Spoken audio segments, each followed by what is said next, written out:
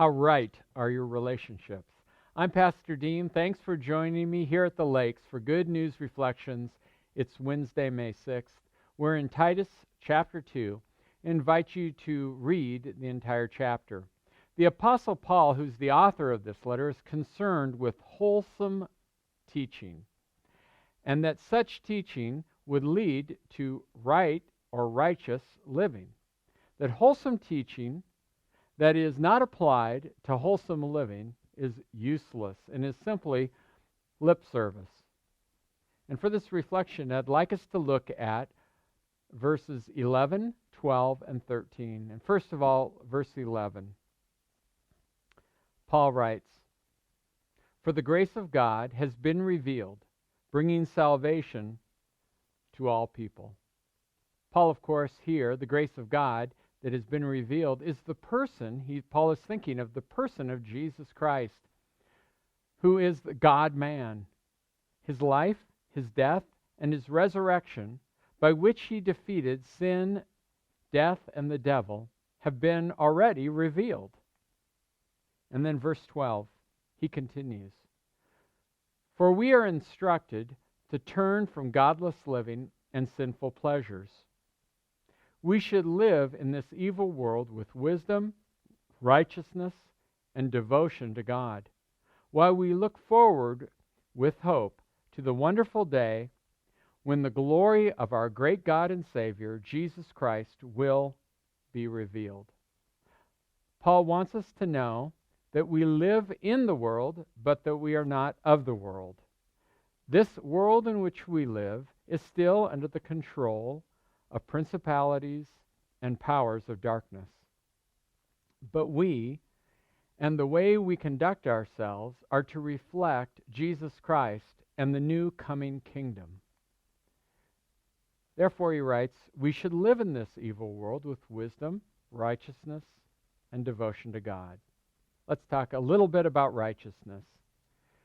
Righteousness is a word that we usually use in common parlance and in everyday talk. If we use it at all, it has to do with somebody else and that they're self-righteous. And of course, it's used in the negative. You never want to be around a person who is self-righteous.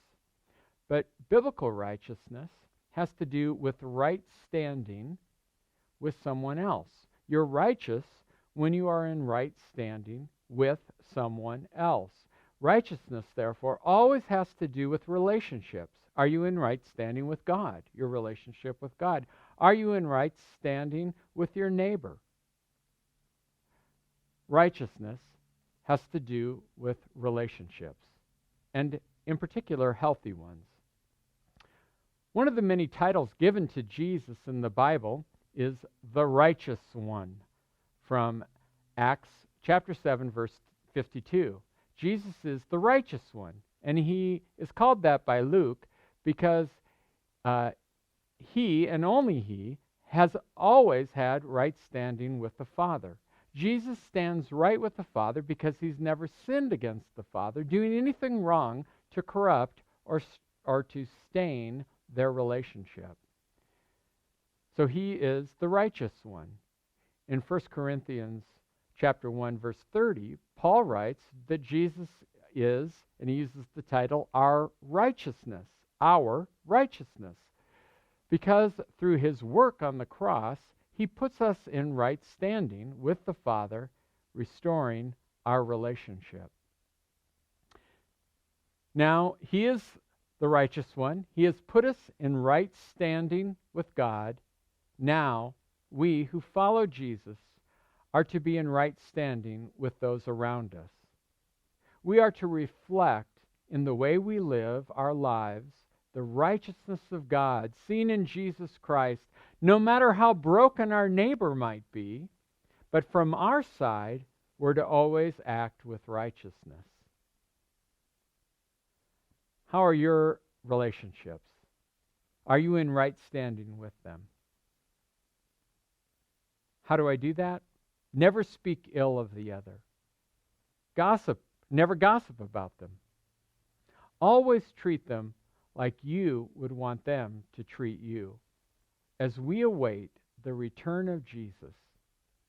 the righteous one of God. Signing out from the lakes.